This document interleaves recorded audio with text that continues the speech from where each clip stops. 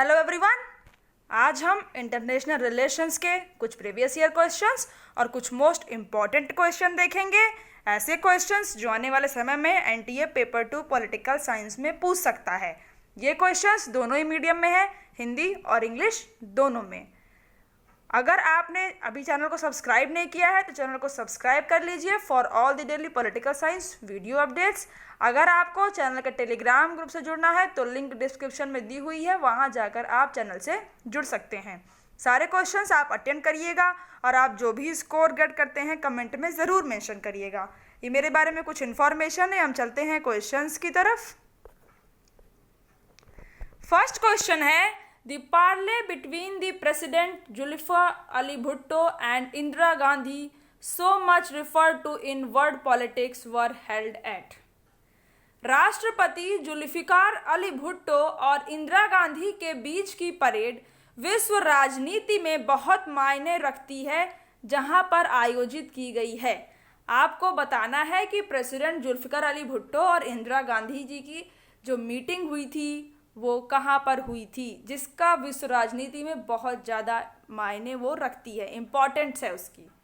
शिमला में या रावलपिंडी में या मनाली में या इस्लामाबाद में, बताइए। वीडियो को पॉज किया करिए और अपने आंसर्स आप लिखा करिए ताकि लास्ट में आप देख सकें कि आपने कितने क्वेश्चंस के आंसर करेक्ट किए हैं।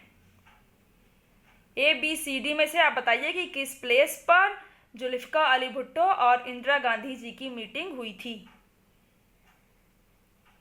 देखिए, इसका करेक्ट आंसर है ऑप्शन ए, हिमाचल प्रदेश की कैपिटल शिमला में। प्रेसिडेंट पाकिस्तान के थे ये जुल्फिकार अली भुट्टो और इंडिया की प्राइम मिनिस्टर इंदिरा गांधी जी के बीच में ये मीटिंग हुई थी। इसी को आप शिमला एग्रीमेंट के नाम से भी जानते हैं, जहां पर शिमला समझौता साइन हुआ था। कब? 2 जुलाई 1972 को। अब देखिए, एक क्वेश्चन कितने तरीके से आ जाता है। यहाँ पर आपको कोई एग्रीमेंट नहीं मेंशन था, सिर्फ ये लिखा हुआ था कि जुल्फिकार अली भुट्टो और इंदिरा गांधी जी की मीटिंग जो वर्ल्ड पॉलिटिक्स में बहुत ज़्यादा मायने रखती है, वह कहाँ पर हुई थी। इस तरह के भी देखिए क्वेश्चन को मोल्ड करके थोड़ा सा उसको घुमा दिया जाता है। तो इसका आंसर क्या है? शिमला। ये मीटिंग 1971 में जो वॉर हुआ उसके बाद हुई। एक पीस ट्रीटी की तरह ये एग्रीमेंट था, जिसमें कि दोनों ही देशों के जो ट्रूप्स थे उनको वापस हमें अपने देश भेजना होगा। इंडिया को पाकिस्तान को सौंपना होगा जिन सैनिकों को उसने बंदी बनाया है, और पाकिस्तान को भारत के सैनिकों को भेजना पड़ेगा। और जो डिफरेंसेस दोनों नेशंस के बीच में आ गए हैं वॉर की वजह से, उन्हें कम करने की ज़रूरत है। एक शांतिपूर्ण तरीके से हम उन्हें नेगोशिएट करेंगे। अब एक दूसरे नेशंस के बीच में कोऑपरेशन को बढ़ाया जाएगा। मेन पॉइंट जो इस एग्रीमेंट का था वो यही था कि कश्मीर का इशू हम बायलैटरली सॉल्व करेंगे। हम थर्ड पार्टी इंटरवेंशन इस मुद्दे पर नहीं चाहते, और चार्टर ऑफ यूएन के तहत हम कश्मीर के मुद्दे को हल करेंगे, दोनों ही नेशंस मिलके, इंडिया और पाकिस्तान। देखते हैं नेक्स्ट क्वेश्चन क्या है। सेकेंड क्वेश्चन है, operation black thunder sought to control the movement of militants in. Operation black thunder ने उग्रवादियों के आंदोलन को नियंत्रित करने की मांग की। कहां पर हुआ ये आपको बताना है। Jammu and Kashmir, Andhra Pradesh, Bodo area in Assam या पंजाब। बताइए, ऑपरेशन ब्लैक थंडर ये कहां पर चलाया गया था, किस जगह के उग्रवादियों को रोकने के लिए यह ऑपरेशन चलाया गया था। जम्मू कश्मीर में या आंध्र में या फिर असम या पंजाब में। बताइए इसका आंसर क्या होगा। देखिए, ऑपरेशन ब्लैक थंडर पंजाब में चलाया गया था। अब इस ऑपरेशन के अंदर था क्या, इसको पंजाब में करने के पीछे मकसद क्या था, ये भी आपको पता होना चाहिए। देखिए, जब पार्टीशन हुआ इंडिया पाकिस्तान का, तभी से पंजाब में एक मांग सिख द्वारा शुरू हो गई थी कि हमें एक अलग नेशन चाहिए, खालिस्तान उसको नाम दिया गया कि हमें खालिस्तान चाहिए, जिसमें कि इंडिया, पाकिस्तान, हरियाणा, हिमाचल के कुछ हिस्से रहेंगे। इसके लिए वहाँ के जो सिख थे उन लोगों ने बहुत दंगे भी किए, शहर जला दिए, बहुत तरह की अव्यवस्थाएं उन्होंने उत्पन्न की। और यहाँ तक कि उन्होंने जो प्लेस चुना था जहाँ से वो अपनी सारी एक्टिविटीज़ को करेंगे, वो थी गोल्डन टेम्पल। स्वर्ण मंदिर को उन्होंने अपना ठिकाना बनाया था। और वहाँ पर इनको देखिए, जब पाकिस्तान को तो इसी में इंटरेस्ट आता था कि अगर इंडिया में कहीं भी कोई इंसर्जेंसी हो रही है तो वहाँ पर तो वो अपने आदमियों को भेजेगा ही भेजेगा। इस तरह इन लोगों को पंजाब में पाकिस्तान से पूरा फुल ट्रेंड टेररिस्ट मिल जाया करते थे और इन लोगों ने पूरा एक अपना जो ठिकाना था वो गोल्डन टेम्पल में बना लिया था। इनके जो मेन लीडर जो खालिस्तान मूवमेंट के थे वो जनरल भिंडरावाला थे, जिन्होंने पंजाब में सिख उग्रवाद को बहुत ज़्यादा फैलाया और स्वर्ण मंदिर को कैप्चर करने के पीछे भी इनका बहुत बड़ा रोल था। इन्हीं उग्रवादियों के खिलाफ सबसे पहले चला था ऑपरेशन ब्लू स्टार, जिसमें खालिस्तान आतंकवादियों को मारा भी गया और स्वर्ण मंदिर को पूरी तरह से घेर करके उसे आतंकवादियों से खाली कराया गया। जितने मिलिटेंट अंदर थे उनको मार गिराया गया और इन सब में गोल्डन टेम्पल को बहुत नुकसान हुआ था। इतना सब होने के बाद भी कुछ साल बाद फिर से गोल्डन टेम्पल में ये जो भी टेररिस्ट इस चीज़ को मांग कर रहे थे खालिस्तान की, वो फिर से गोल्डन टेम्पल में इकट्ठा हो गए ऑपरेशन ब्लू स्टार के बाद भी, क्योंकि अब तो जो सिख पहले नहीं भी थे इनके साथ वो भी आ गए, क्योंकि उनकी गोल्डन टेम्पल को बहुत ज़्यादा नुकसान हुआ था ऑपरेशन ब्लू स्टार में। अब फिर दोबारा गोल्डन टेम्पल में ये लोग अपना फिर से वही वेपन्स वगैरह बनाना और दंगे करवाने का काम इन्होंने स्टार्ट कर दिया। इस सब को देखते हुए एक जिम्मेदारी सौंपी गई अजीत डोभाल जी को। उनको वहाँ पर भेजा गया कि वो जा करके गोल्डन टेम्पल में पता लगाएं कि वहाँ पर कितने आतंकी हैं और उनके पास हथियार किस तरह के हैं, तब हमें हमला करने पर उनके ऊपर थोड़ा आसानी हो जाएगी। और फिर क्या था, फिर अजीत डोभाल जी वहाँ गए, वहाँ पे उन लोगों के साथ रहे और उनको ये बताया कि हमें पाकिस्तान ने भेजा है आप लोगों को ट्रेंड करने के लिए। उनके साथ जब उन्होंने रहना शुरू किया तो अजीत डोभाल ने उनको एक तरह से उनका माइंड चेंज करना स्टार्ट कर दिया। उनको कहा कि आप यहाँ से चले जाइए, यहाँ पर बहुत डर है, यहाँ कभी भी हमला हो सकता है। ये सब करके कहीं ना कहीं अजीत डोभाल जी उनका जो माइंड का जो चेंज था वो करने में सफल रहे थे। और ये सब करके जब वो वापस आए, वहाँ से लौट करके जब वो आए एनएसजी के पास, आर्मी के पास, तो उन्होंने जो वहाँ पर उनको दिखा, जो उन्होंने जाना, वो आकर के इन्फॉर्मेशन दी। उसके बाद चलाया गया ऑपरेशन ब्लैक थंडर, जिसमें पंजाब पुलिस के डीजीपी थे कुंवरपाल सिंह गिल, जिनका इम्पॉर्टेंट रोल था।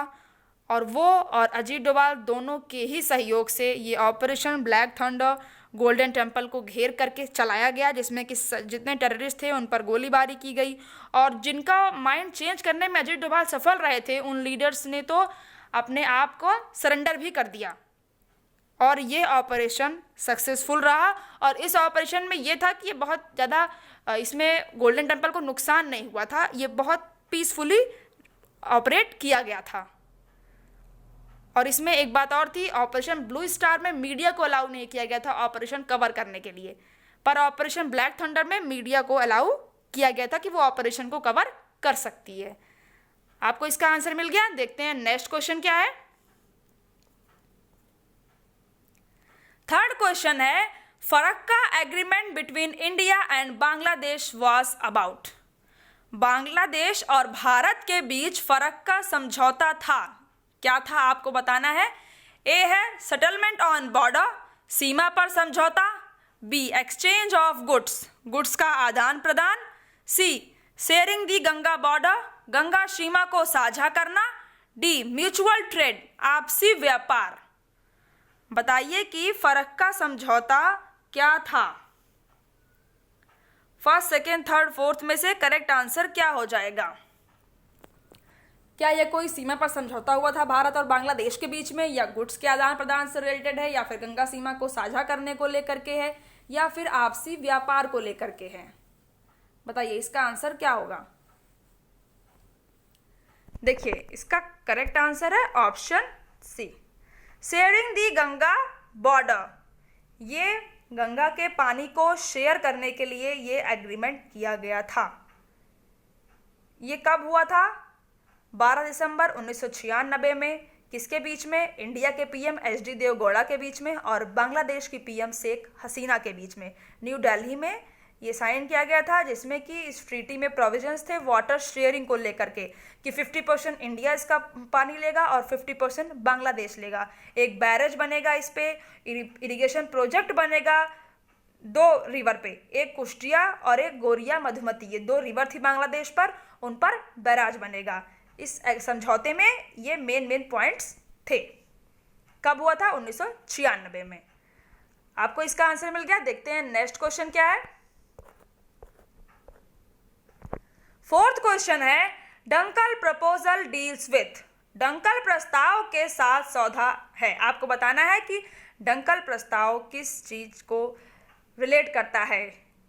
ए, डिसआर्मामेंट को, निशस्त्रीकरण को, बी, कश्मीर प्रॉब्लम, कश्मीर समस्या को लेकर के कोई प्रस्ताव है ये, या गैट को लेकर के है, general agreement on traffic and trade, या डी, न्यूक्लियर एग्रीमेंट को लेकर है, परमाणु समझौते को लेकर। बताइए डंकल प्रपोजल किससे रिलेटेड है? ए, बी, सी, डी में से क्या करेक्ट आंसर हो जाएगा? देखिए इसका करेक्ट आंसर है option C, GATT Dunkel proposal से रिलेटेड है। जब गैट की, देखिए गैट कब बना था? 30 अक्टूबर 1947 को। क्यों बना था? इंटरनेशनल ट्रेड के लिए। और ये एक एग्रीमेंट है, इसे कभी ऑर्गेनाइजेशन मत समझिएगा, ये एक एग्रीमेंट था। और इसी में एक कॉन्फ्रेंस चल रही थी, इसका नाम है उरुग्वे राउंड कॉन्फ्रेंस, जो 1986 से 1994 तक चली थी, जिसके बाद ही तो WTO का बर्थ हुआ था। माराकीस एग्रीमेंट के तहत 1994 में WTO बनाने की बात हुई और फाइनली WTO 1995 में बन गया।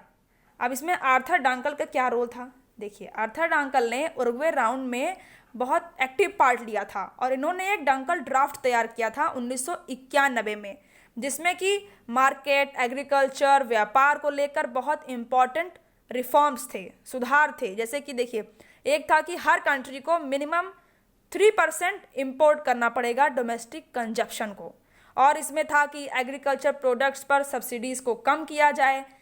ये कुछ इम्पॉर्टेंट पॉइंट्स डंकल के प्रस्ताव में थे, जो उन्होंने उरुग्वे राउंड कॉन्फ्रेंस के दौरान दिया था डंकल ड्राफ्ट में 1991 में।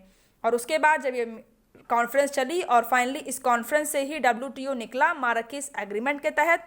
और WTO का भी गैट से ही मिला जुला एक तरह से काम था कि इंटरनेशनल ट्रेड के लिए हमें रूल्स बनाना है और ट्रेड को कैसे बढ़ाया जा सके, ट्रेड लिबरलाइजेशन को बढ़ावा देने के लिए WTO बनाया गया। आपको इसका आंसर मिल गया। देखते हैं नेक्स्ट क्वेश्चन क्या है। क्वेश्चन नंबर 5th है, north south summit is a dialogue between. Hindi में उत्तर दक्षिण शिखर सम्मेलन किसके बीच बातचीत है? आपको बताना है कि उत्तर दक्षिण शिखर सम्मेलन किसके बीच में ये बातचीत है। ए है नॉन अलाइन कंट्रीज के बीच में, गुट निरपेक्ष में जो देश थे उनके बीच में। बी है रिच एंड पुअर कंट्रीज के बीच में। C communist and non communist country के बीच में, साम्यवादी और गैर साम्यवादी देश के बीच में। डी है countries of northern and southern continents. आप बताइए कि क्या ये उत्तर और दक्षिण कॉन्टिनेंट के बीच की बातचीत है, या फिर गुटनिरपेक्ष के देशों की बात है, या फिर गरीब और अमीर देश की, या फिर साम्यवादी और गैर साम्यवादी देश की? बताइए, बहुत आसान क्वेश्चन है ये। इसका आंसर क्या होगा? इसका आंसर आप विद इन अ सेकेंड आसानी से कर सकते हैं कि क्योंकि नॉर्थ साउथ तो बहुत ज़्यादा आपने पढ़ा होगा। देखिए इसका करेक्ट आंसर है option B. Rich and poor countries के बीच में जो बातचीत होती है उसे उत्तर दक्षिण शिखर सम्मेलन, नॉर्थ साउथ डायलॉग भी हम इसे कहते हैं, कहा जाता है। अब देखिए ये क्या है, ये एक प्रोसेस है जिसमें कि developing Nations, newly independent states जो तीसरी दुनिया के हैं, third world Nations, Asia, Africa, Latin Africa से बिलोंग करते हैं, वो इंगेज हो सकें एक इंडस्ट्रियलाइज्ड कंट्रीज़ के साथ। जो कंट्रीज़ इंडस्ट्री में बहुत आगे हैं, बहुत ज़्यादा डेवलप हो चुकी हैं, उनके साथ जो डेवलपिंग नेशंस हैं वो मिल करके बातचीत करके अपने आप को भी वो थोड़ा सा बढ़ा सकें, एक जो इनइक्वालिटी पूरे वर्ल्ड में है, जैसे देखिए नॉर्थ अमेरिका, वेस्टर्न यूरोप, ये ऐसे हैं जो बहुत आगे हैं, और वहीं अगर हम एशिया और अफ्रीका के देशों को देखेंगे तो वो बहुत पीछे हैं। इसलिए हमें ऐसे डायलॉग्स की बहुत ज़्यादा ज़रूरत है जहाँ पर डेवलपिंग और डेवलप्ड नेशंस के बीच में बातचीत हो। अब देखिए इस डायलॉग से ऐसा नहीं है कि सिर्फ डेवलपिंग नेशंस का ही फ़ायदा होगा, इसमें जो डेवलप्ड नेशन है उनका भी फ़ायदा होगा। देखिए डेवलपिंग नेशंस को तो टेक्नोलॉजी मिल जाएगी, जो भी नई नई टेक्नोलॉजीज डेवलप होती हैं वो डेवलपिंग नेशंस को आसानी से डेवलप्ड नेशन के थ्रू मिल जाएगी।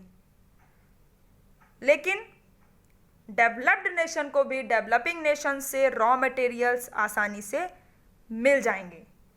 इसमें दोनों का ही फायदा है, क्योंकि जो एक अनइक्वल एक्सचेंज बना हुआ है उसे हम सिर्फ डायलॉग के थ्रू ही कम कर सकते हैं। जो रिसोर्सेज बहुत ज़्यादा डेवलप्ड नेशन में होते हैं हम उन्हें डेवलपिंग नेशंस में उनका ट्रांसफ़र कर सकते हैं। जैसे कि 15-16% लोग हैं जो कि 60% वर्ल्ड इनकम अटेन करते हैं। तो ये जो इनइक्वालिटी वर्ल्ड में है इसे हम कम कर सकते हैं। नॉर्थ में देखिए यूएसए है, कनाडा है, जापान, ऐसे नेशंस हैं, और जबकि साउथ में ब्राज़ील, इंडिया, ये नेशंस साउथ में आते हैं। जब इनके बीच में एक अच्छा डायलॉग होगा तो कहीं ना कहीं डेवलप्ड नेशन को चीप लेबर मिल जाएंगे, रॉ मटेरियल मिल जाएंगे, और डेवलपिंग नेशंस को टेक्नोलॉजीज़ मिल जाएंगी। तो दोनों ही नेशंस का इसमें फ़ायदा है, फिर वो डेवलपिंग हो या डेवलप्ड। इसलिए हमें ऐसे डायलॉग्स की बहुत ज़रूरत है। देखते हैं नेक्स्ट क्वेश्चन क्या है। 6th question, which of the following is not an official language of United Nations? निम्नलिखित में से कौन संयुक्त राष्ट्र की आधिकारिक भाषा नहीं है? ए अरबिक, बी पोर्तुगीज, सी फ्रेंच, डी स्पेनिश। बताइए अरबी, पुर्तगाली, फ्रांसीसी और स्पेनिश में से कौन सी संयुक्त राष्ट्र की आधिकारिक भाषा नहीं है?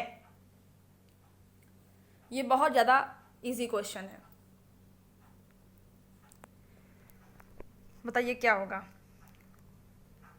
जिसको आता है उसका रिवीजन हो जाएगा, क्योंकि ये क्वेश्चन बहुत इजी है, और जिसको नहीं आता उसको कुछ नया पता चलेगा कि ऑफिशियल लैंग्वेज भी होती है यूनाइटेड नेशन की, और वो बहुत सारी होती हैं। इसलिए यहाँ पर देखिए आपको 4 ऑप्शन है, आपको बताना है कि इनमें से कौन सी नहीं है। बताइए इसका आंसर क्या हो जाएगा? ए, बी, सी, डी में से यूनाइटेड नेशन की ऑफिशियल लैंग्वेज नहीं है। देखिए इसका करेक्ट आंसर है ऑप्शन बी, पोर्तुगीज संयुक्त राष्ट्र की आधिकारिक भाषा नहीं है, जबकि अरबिक, फ्रेंच, स्पेनिश ये यूनाइटेड नेशन की ऑफिशियल लैंग्वेज है। टोटल कितनी ऑफिशियल लैंग्वेज है यूनाइटेड नेशन की? टोटल यूनाइटेड नेशंस की 6 ऑफिशियल लैंग्वेज हैं। कौन कौन सी हैं? 3 तो यहाँ पर आपको है, अरबिक मेंशन है, फ्रेंच मेंशन है, स्पेनिश मेंशन है। और कौन कौन सी हैं? चाइनीज़ है, इंग्लिश है और रशियन। टोटली 6 लैंग्वेज ऑफिशियल हैं यूनाइटेड नेशन की, Arabic, Chinese, English, French, Russian, Spanish. इनको 1946 में जनरल असेंबली ने रेजोल्यूशन के थ्रू पास किया था। अब ऑफिशियल लैंग्वेज का मतलब क्या है? इसका मतलब ये है कि जो भी डॉक्यूमेंट संयुक्त राष्ट्र में रहेंगे उनकी भाषा इन्हीं में से कोई होगी। ये एक ऑफिशियल लैंग्वेज होंगी यूनाइटेड नेशन की।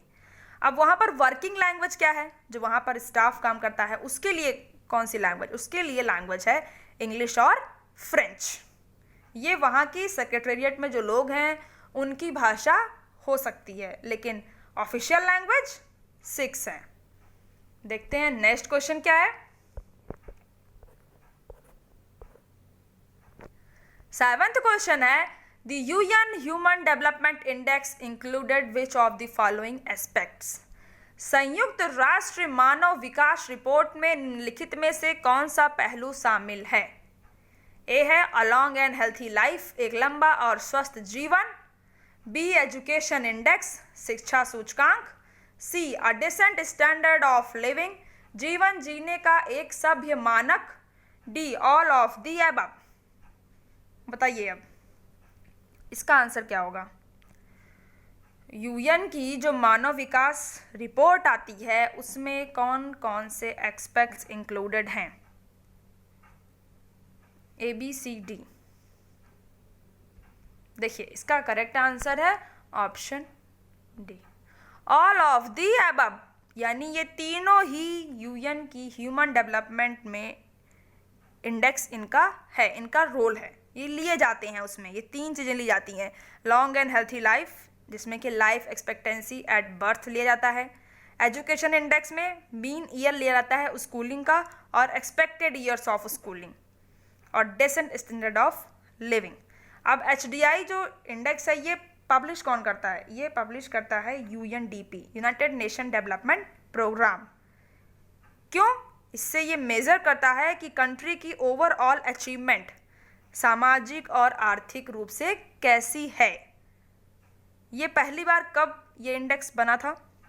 ये बना था 1990 में महबूब उल हक और इकोनॉमिस्ट अमर्त्य सेन के द्वारा इसे क्रिएट किया गया था।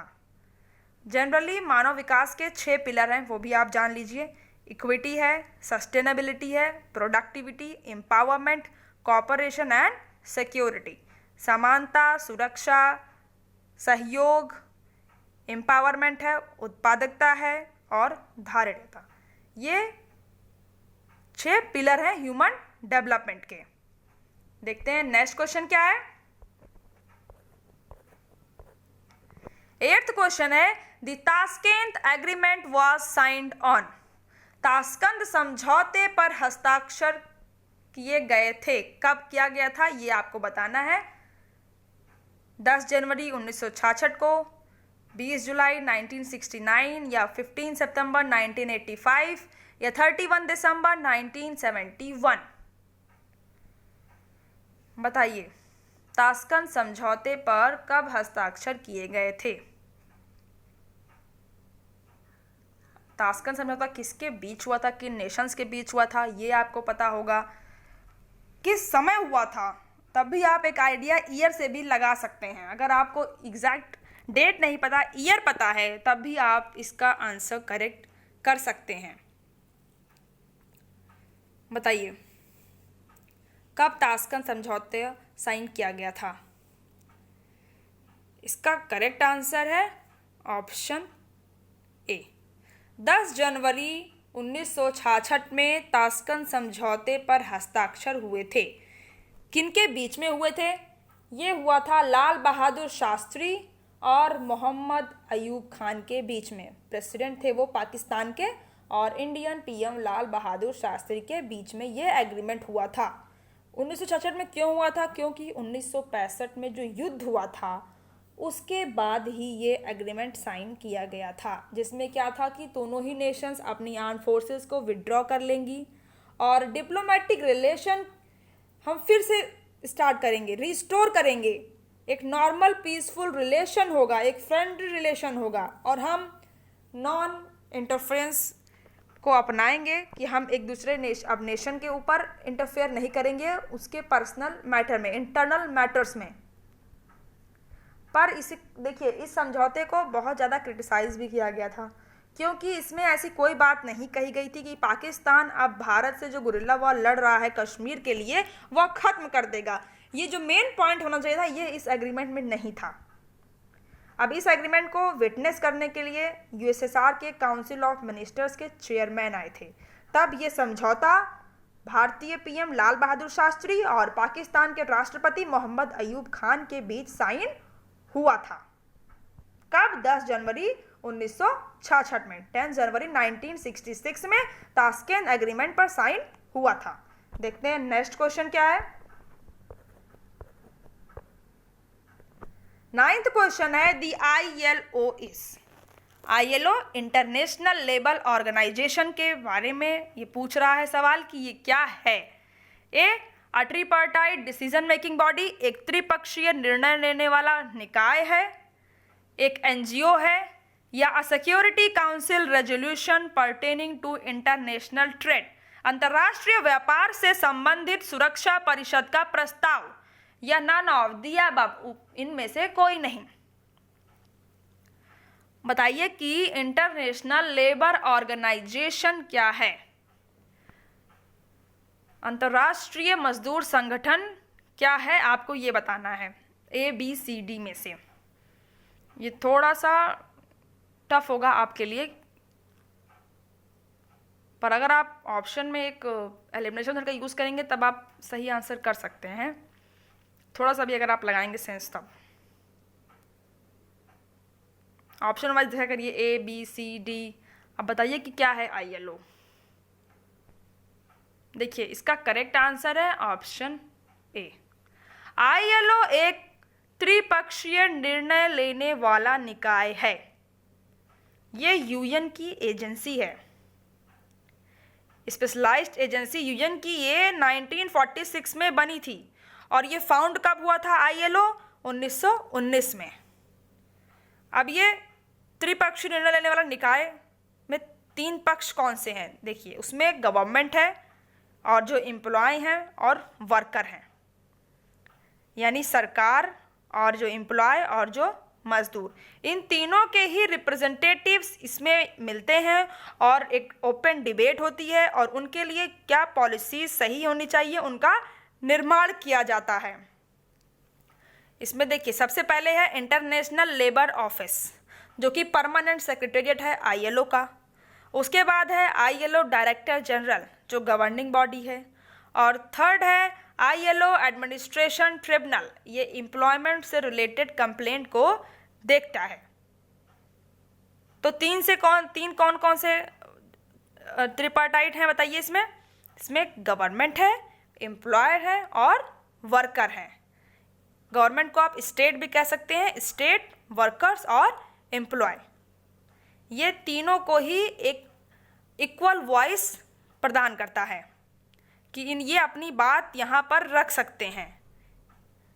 कब बना था ये? 1919 में। और UN में कब ये स्पेशलाइज्ड एजेंसी बन गई? 1946 में।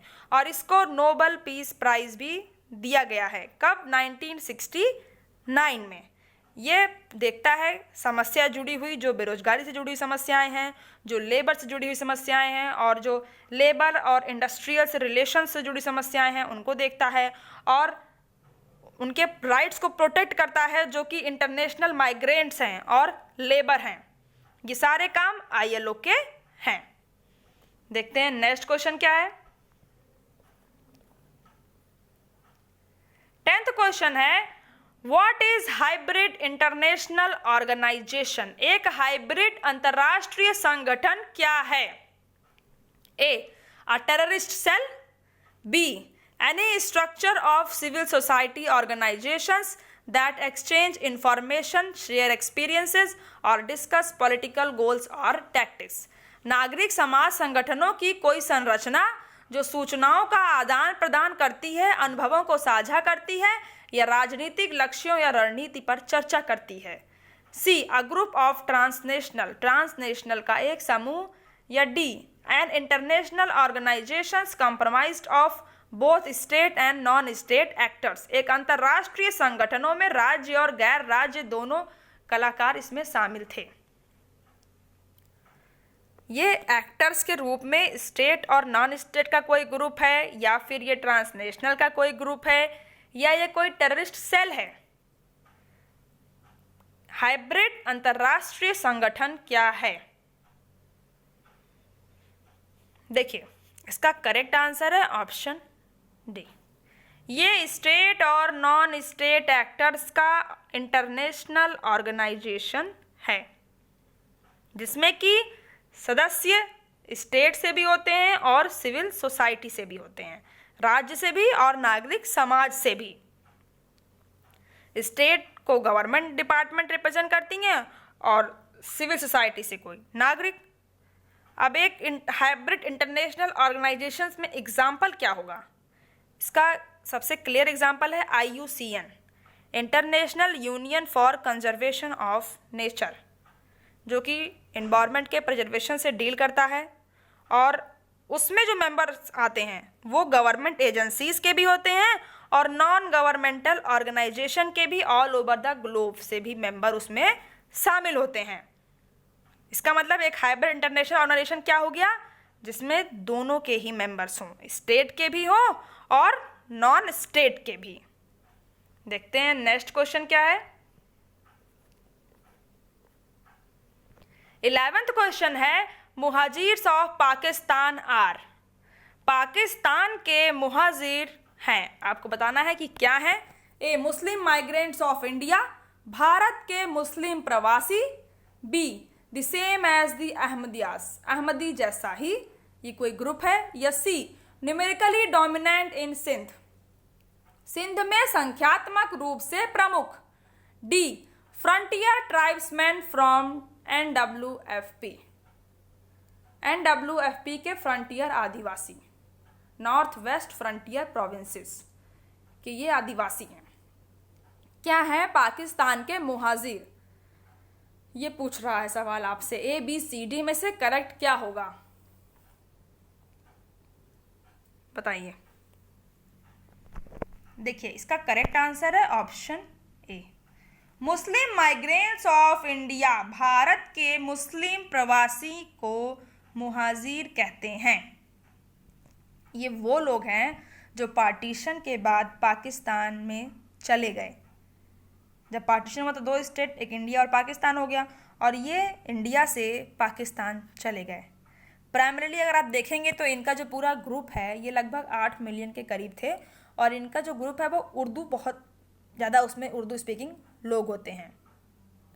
अब पाकिस्तान में तो इनको ऐसा नहीं है कि कोई आज़ादी नहीं है, इनको बहुत ज़्यादा वहाँ पर आज़ादी भी है। ये वहाँ पर पॉलिटिकल अफेयर्स में, ब्यूरोक्रेट से, जर्नलिस्ट में और आर्म फोर्सेस में भी ये वहाँ पर इन्वॉल्व हैं।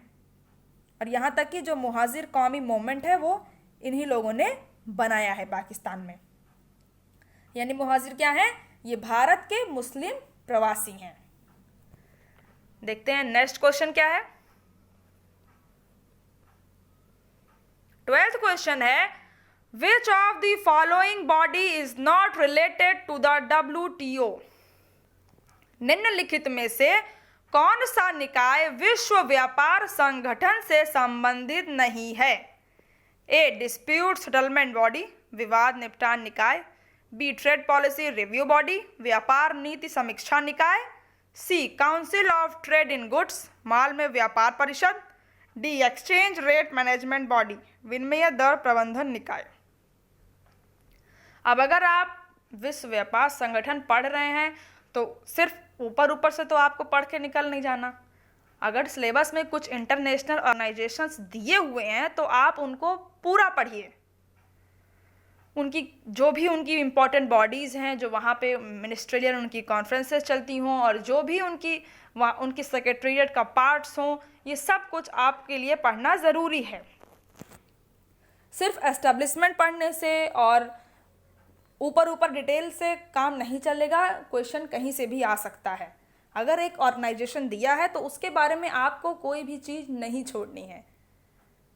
अब ये बात अलग है कि आप मीटिंग्स भले ही नहीं याद कर पाएँ कि हर साल की मीटिंग कहाँ कहाँ है। अगर वो पूछ लिया 2004 में कहाँ हुई थी तो ये थोड़ा टफ हो सकता है।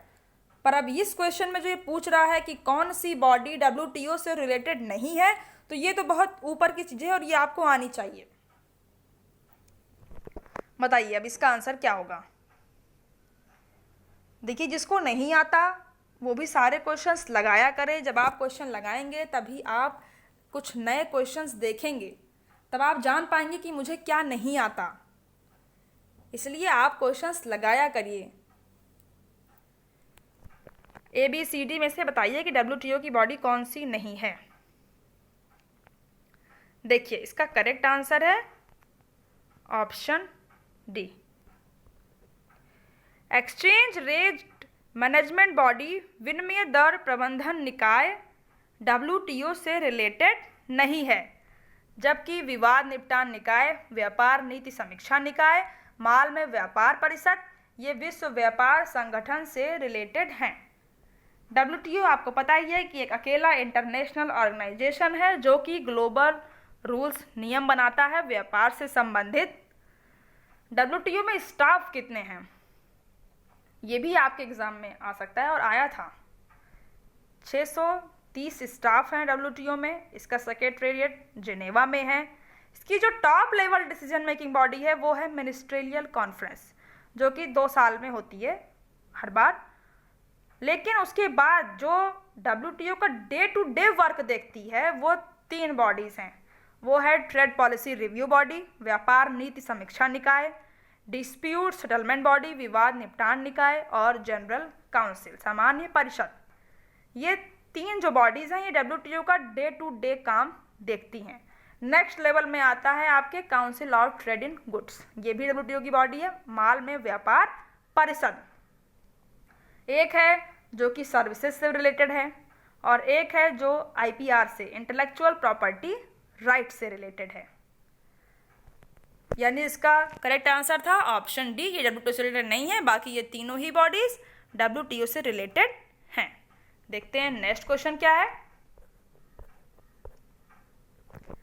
13th क्वेश्चन है, व्हेन इज कारगिल विजय दिवस इज ऑब्जर्व। कारगिल विजय दिवस, ये विजय यहाँ पर विजय लिखा जाएगा।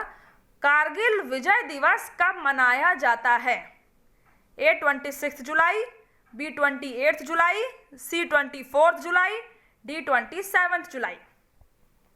अब बताइए कारगिल विजय दिवस कब मनाया जाता है? अब जिसको मंथ याद होगा, अब उसमें डेट भी मेंशन है, इसलिए आपको डेट के साथ याद करना चाहिए और ये एक इम्पॉर्टेंट पार्ट है, इसलिए ये तो आपको याद होना ही चाहिए।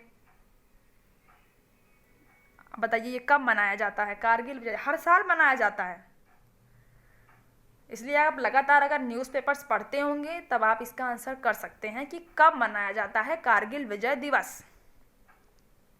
देखिए इसका करेक्ट आंसर है ऑप्शन ए, 26 जुलाई को कारगिल विजय दिवस मनाया जाता है। असल में कब हुआ था ये कारगिल विजय? 1999 में। हुआ क्या था इसमें हुआ था कि पाकिस्तान जैसे हमेशा की तरह वो इन्फिल्ट्रेशन करता ही रहता है, तो उसने LOC से कारगिल के आसपास घुसपैठ करनी शुरू कर दी थी। वो अंदर आ भी गए थे हमारी टेरिटरी में। जब इंडियन आर्म फोर्सेस को पता चला कि ऐसी कुछ वहाँ पे हो रही, क्योंकि वहाँ पे जो भेड़ बकरी चलते थे उन लोगों ने इन्फॉर्म किया कि वहाँ से कुछ घुसपैठ यहाँ पर हो रही है, तब इंडियन आर्म फोर्सेस ने ऑपरेशन विजय चलाया था वहाँ से पाकिस्तानियों के ट्रूप्स को भगाने के लिए। लगभग 60 दिन ये पूरा वॉर चला था और इस ऑपरेशन को इंडियन आर्मी ने तो ऑपरेशन विजय नाम दिया था और एयरफोर्स ने ऑपरेशन सफ़ेद सागर नाम दिया था।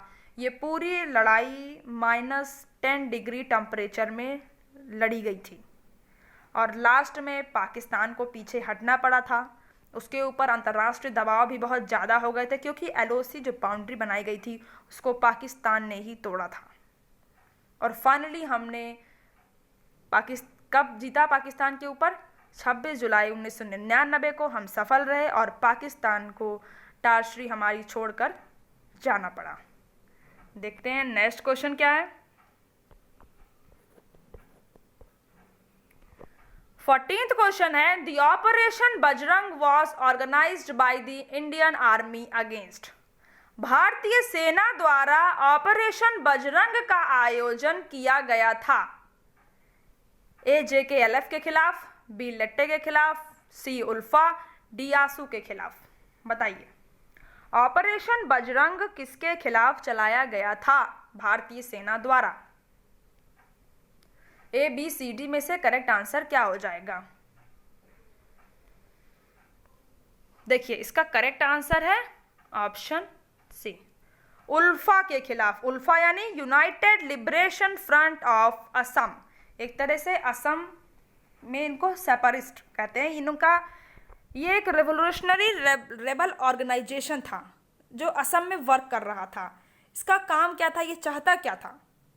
ये चाहता था कि असम को हम भारत से आज़ाद करवा दें और अलग देश बना दें। इसलिए इन्होंने बहुत ज़्यादा असम में डिस्टर्बेंस कॉज की थी और उसी डिस्टर्बेंस को ख़त्म करने के लिए इंडियन आर्मी ने ऑपरेशन बजरंग इनके खिलाफ चलाया था। ऑपरेशन राइनो भी आ सकता है, वो भी इन्हीं के खिलाफ चलाया गया था असम में। आपको इसका आंसर मिल गया। देखते हैं नेक्स्ट क्वेश्चन क्या है। 15th क्वेश्चन है, consider the following statement with reference to military power of the European Union. यूरोपीय संघ की सैन्य शक्ति के संदर्भ में निम्नलिखित कथन पर विचार करें।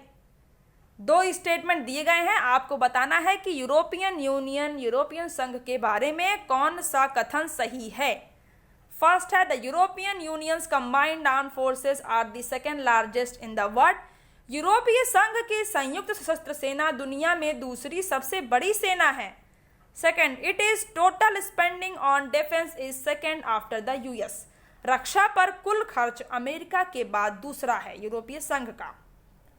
बताइए कि केवल फर्स्ट सही है, केवल सेकेंड सही है, या दोनों ही स्टेटमेंट सही है, या फिर एक भी स्टेटमेंट सही नहीं है। यूरोपियन यूनियन के बारे में ये सवाल है। देखिए, इसका करेक्ट आंसर है ऑप्शन सी। दोनों ही स्टेटमेंट यूरोपीय संघ के बारे में सही है। यूरोपीय संघ ब्रुसेल्स बेल्जियम में इसका हेडक्वार्टर है। ये वहीं पर बना था 1993 में मास्ट्रिक्ट ट्रीटी के तहत, जो 1991 में हुई थी। इसके पहले यूरोपियन कम्युनिटी इसका नाम था। इस यूरोपियन यूनियन की एक सिंगल करेंसी इन नेशंस ने अपनाई है, क्या है? यूरो। 27 सदस्य हैं इसमें। France, Italy, Netherlands, Belgium, West Germany, ये सब यूरोपियन यूनियन का पार्ट है। देखते हैं नेक्स्ट क्वेश्चन क्या है। 16th क्वेश्चन है, the person who initiated the Chipko movement is. वह व्यक्ति जिसने चिपको आंदोलन आरंभ किया है। A S G Purohit, B Ramdev Lal, C Sundarlal Bahuguna, D Baba Sundaranand. बताइए, चिपको आंदोलन किसने शुरू किया था? ए बी सी डी में से करेक्ट आंसर क्या हो जाएगा? क्या एस जी पुरोहित ने किया, रामदेव लाल ने किया, सुंदरलाल बहुगुणा ने किया, ये बाबा सुंदरानंद ने? बहुत आसान क्वेश्चन है। इसका करेक्ट आंसर है ऑप्शन सी। सुंदरलाल बहुगुणा ने चिपको मूवमेंट को इनिशिएट किया था। इसमें देखिए, चांदी प्रसाद भट्ट एक औरत थी, वो भी इसमें शामिल थी। गौरा देवी ये भी शामिल थी। और सुंदरलाल बहुगुणा ने ही एक स्लोगन एक दिया था कि इकोलॉजी इज परमानेंट इकोनॉमी।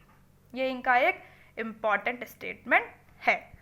अब चिपको आंदोलन में हुआ क्या था? वहाँ पर जो वृक्ष काटे जा रहे थे उनको बचाने के लिए ही इस आंदोलन की शुरुआत की गई थी। और इन लोगों ने ट्रीज़ को हक कर लिया था, चारों तरफ से घेर लिया था कि हम ट्रीज़ को काटने नहीं देंगे। देखते हैं नेक्स्ट क्वेश्चन क्या है।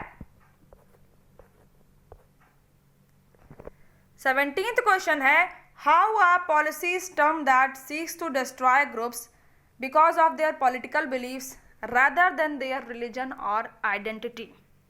ऐसी नीतियों को क्या कहा जाता है जो अपने धर्म या पहचान के बजाय अपनी राजनीतिक मान्यताओं के कारण समूह को नष्ट करना चाहती हैं?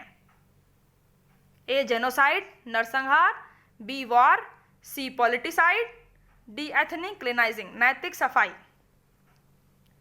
बताइए, इसका आंसर क्या हो जाएगा? जेनोसाइड, नरसंहार, ये तो एक कह सकते हैं कि विशेष जाति या धर्म के लोगों की जब सामूहिक हत्या होती है तो उसे नरसंहार कहते हैं। पर यहाँ पर क्या है? राजनीतिक मान्यताओं के कारण समूहों को नष्ट किया जाता है, धर्म या पहचान की वजह से नहीं। इसका करेक्ट आंसर है ऑप्शन सी। मैंने आपको जेनोसाइड का ही पहले एक हिंट दे दिया कि नरसंहार वो है जिसमें धर्म और पहचान के बेस पर बहुत लोगों की साथ में हत्या कर दी जाती है, सामूहिक हत्या। पर जब राजनीतिक मान्यताओं के कारण होती है तो उसे क्या कहते हैं? पॉलिटिसाइड। देखते हैं नेक्स्ट क्वेश्चन क्या है।